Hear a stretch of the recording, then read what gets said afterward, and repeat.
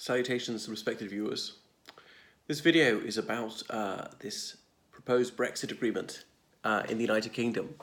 Well, just a couple of days ago, Theresa May announced that she has provisionally agreed arrangements for the United Kingdom leaving the European Union. Remember, the vote on this was way back in June 2016, the referendum. And here we are, 2.5 years later, and finally this has been thrashed out. Even then, there remain a few loose ends to be tied up. So what is Brexit, in case you don't know? That's the United Kingdom leaving the European Union, British exit. And it's due to happen on the 19th of March next year. So there have been torturous negotiations. It seemed like it was going to fail. If I were her, I would have long since run out of patience. She's been so frustrated. She had various red lines. She's crossed a few of those.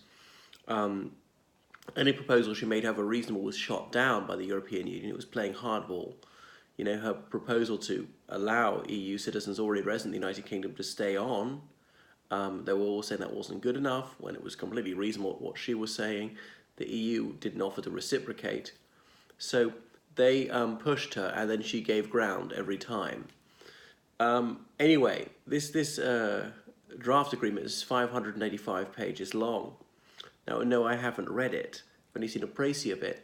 Some people find it very easy to make up their minds, going definitely yes or definitely no. I think those who are blinkedly ideological are those who come to a very decided position on it.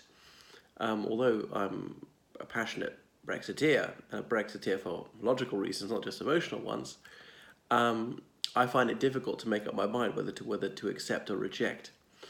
The main points is, well, there's the trade arrangements will continue for the time being. That being in the single market, the UK is going to get out of that, but it can only leave by mutual consent, and that's the bit that I find most unpalatable, because the European Union can say no, we can't leave now. Now it avoids a hard border in Northern Ireland. So if the United Kingdom and the EU can't agree a long-term solution, there is a backstop, an arrangement which will be the default position.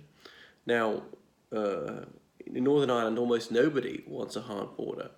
You know, those who voted leave as well as those who voted remain like the convenience of being able to go back and forth across the border and trade very easily. So I think it's best to avoid that. Best to avoid friction with the rest of the EU. I come from the Republic of Ireland, and almost nobody there wants a hard border.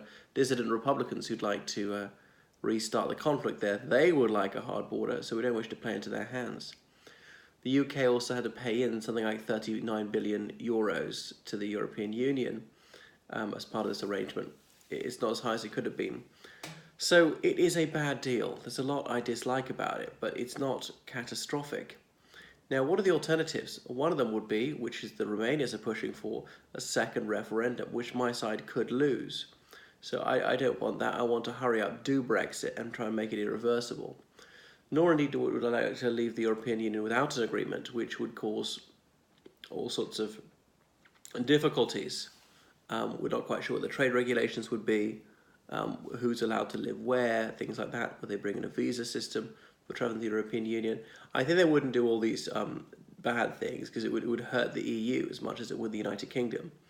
But not be sure, it would certainly, the pound would take more of a hit. It'd probably be bad for the markets, bad for the economy, at least in the short term.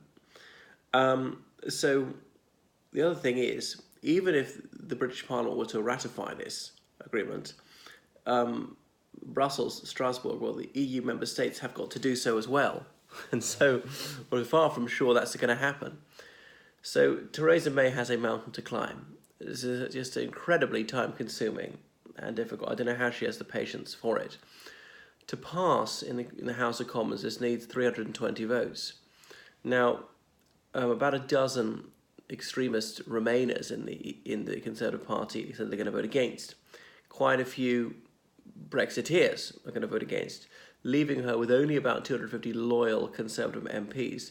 The DUP will very likely vote against, because it treats Northern Ireland different from the rest of the United Kingdom. So May has breached her red line, well, her agreement that she made with Arlene Foster, leader of the DUP. Now Jacob Rees-Mogg, the standard bearer of the Brexiteers and reactionaries, Minister for the 19th Century, as they jokingly call him, this neo-Victorian wants Theresa May gone. And 20 letters have gone to Sir Graham Brady, chairman of the 1922 committee, said to get rid of her. The 1922 committee, was founded in 1922, and it's for backbench Conservative MPs. I don't think she's going to be gone. There's not a critical mass to force a leadership election. She's not going to be gone in the short term. Dominic Raab resigned from the cabinet, and Boris Johnson, of course, opposed the Foreign and Commonwealth Secretary. I think Rees-Mogg and Raab, they're doing so because they believe in this, but Johnson, he sees how he can have another crack at the leadership if he brings down May. I don't think he ever will be leader of the Conservative Party, incidentally. So Johnson is known for his opportunism. So his stock has fallen. His image is not as positive and roguish and fun as it once was. Significantly, Michael Gove has chosen to stay in the cabinet when a lot of people speculated that he might resign over this. He hasn't done so yet. Likewise, Dr. Fox has remained faithful to the government, and he was a hardline Brexiteer as well. So Labour say they can't recommend this. There will be a handful of Labour rebels, strong Brexiteers, who vote for it. The Liberal Democrats are against it. Now, what these people really want, so the Lib Dems definitely want a second referendum. They want any excuse to stay in the EU. Many in Labour want that as well. So whatever happens, Theresa May is not going to be Prime Minister for very much longer. March, Brexit will be completed.